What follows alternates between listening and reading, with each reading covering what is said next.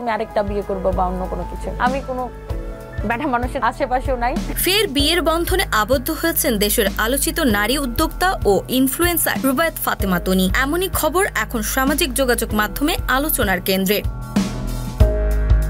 12 October রাতে মোহাম্মদ সিদ্দিক নামের এক ব্যক্তি নিজের ফেসবুক পেজে তনির সঙ্গে তোলা কয়েকটি ছবি প্রকাশ করে লেখেন, আরো একটি বছর পেরিয়ে গেল কিন্তু মনটা এখনো তরুণ। 4 গুণ শক্তিশালী এনজাইম ও অধিক ফেনা সমৃদ্ধ অরিক্স সিলভার ওয়াশ মাত্র 70 টাকায়। আমার জন্মদিনকে বিশেষ করে তোলার জন্য আমার প্রিয় স্ত্রীকে অসংখ্য ধন্যবাদ। তোমাকে অনেক ভালোবাসি।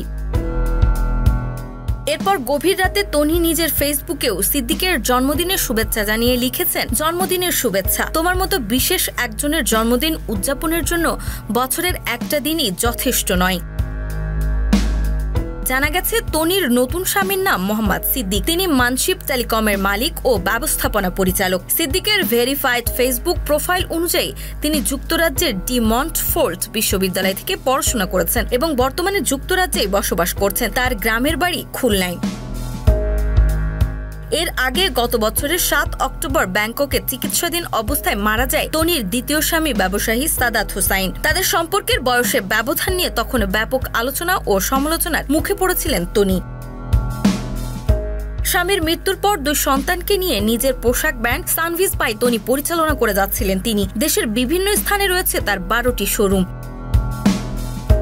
গত কয়েক মাস ধরে তনির তৃতীয় বিয়ের গুঞ্জন শোনা যাচ্ছিল। সম্প্রতি জন্মদিন উদযাপনের ছবি পোস্ট করার পর গুঞ্জনের সত্যতা অনেকটাই নিশ্চিত করেছে।